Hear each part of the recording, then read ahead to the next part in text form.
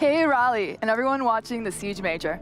My name is Caitlin, I'm your panel host, and this is Operation Ember Rise. Mesdames, Mesdemoiselles, Messieurs, bonsoir à tous et bienvenue sur Rainbow Six FR après ce show match. On se retrouve pour la présentation de Ember Rise. Avec tout de suite, on va découvrir cette vidéo.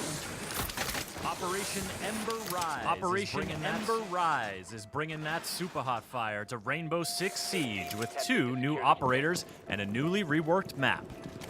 The defender bringing the heat is GOYO, who can use his Vulcan shields to create strategic cover points, deny entry to the attacking team, and serve up the occasional operator flambe.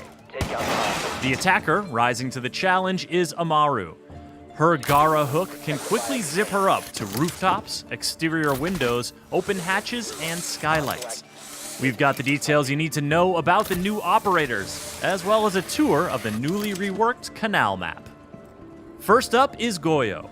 This operator from Mexico's FES unit is a savvy tactician who can rapidly deploy his Vulcan shields to stymie incoming attackers. The Vulcan shield shares all the attributes of a deployable shield, including the new look and the new Snap to Doorways feature, but the Vulcan shield has a surprise.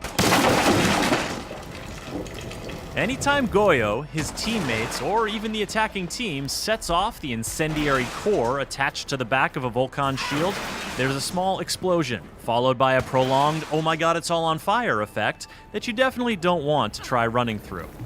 The explosion can be triggered by damaging the core directly or destroying the shield entirely, so GOYO doesn't necessarily have to stick around and be the one to set it off. In fact, this medium speed, medium armor operator can be quite deadly while either roaming with his Vector 45 ACP or hunkering down with the TC-SG-12 shotgun. If things go bad, his shields are still a threat even after he's been killed, especially when paired with a Kapkan trap. But the threat goes both ways. While Thatcher's EMP grenades and Twitch's drone can't disable the incendiary core, and IQ can't detect it, the Vulcan shield is still a deployable shield at heart, meaning it can be destroyed, and the explosion triggered by a frag grenade. Or Ash's breaching round. You could also use Zophia's impact grenade, or Sledge's hammer. This is fine. On top of that, anyone with a clear line of sight to the incendiary core can set it off, meaning a poorly placed Vulcan shield can work against the defending team. The goal with GOYO is to leverage the power of the Vulcan shield and deny entry to enemies at critical moments, or simply buy your team some time early on. When the attackers are pushing, or when the round is coming to an end, trigger your Vulcan shields to keep them away from the objective or cover your flank. A well-timed Vulcan explosion can be the difference between lighting up the scoreboard or going down in flames.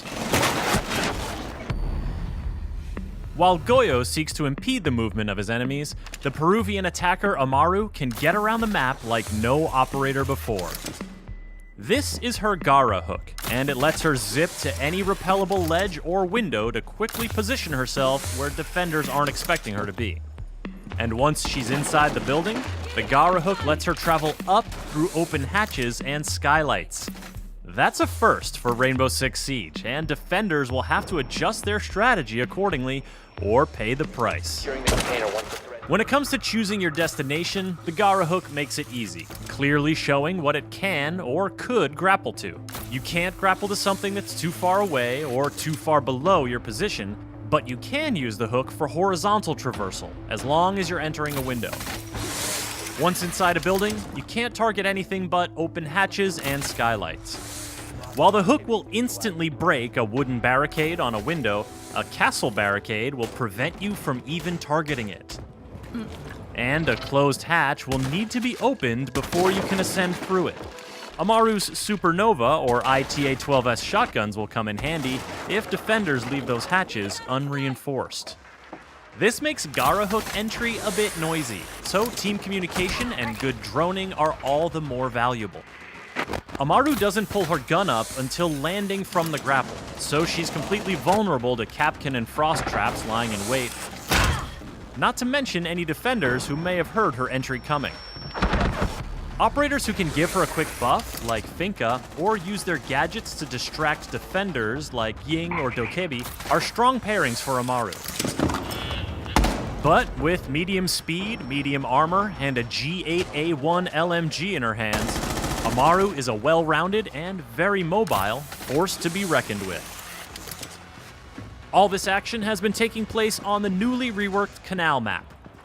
The map is still split between two buildings, but an additional bridge has been added to increase building-to-building movement options. There are fewer windows around objective sites, and the rooftops have been reconfigured to make runouts more risky. And additional staircases and color coding throughout both buildings have been added for more rotation options and easier callouts. The reworked Canal Map will be free for all players when Operation Ember Rise launches. The two new operators, GOYO and AMARU, will be immediately available for Year 4 pass holders, and all other players can unlock them 7 days later with Renown or R6 credits. For more on Rainbow Six Siege, subscribe to this channel and visit us at news.ubisoft.com.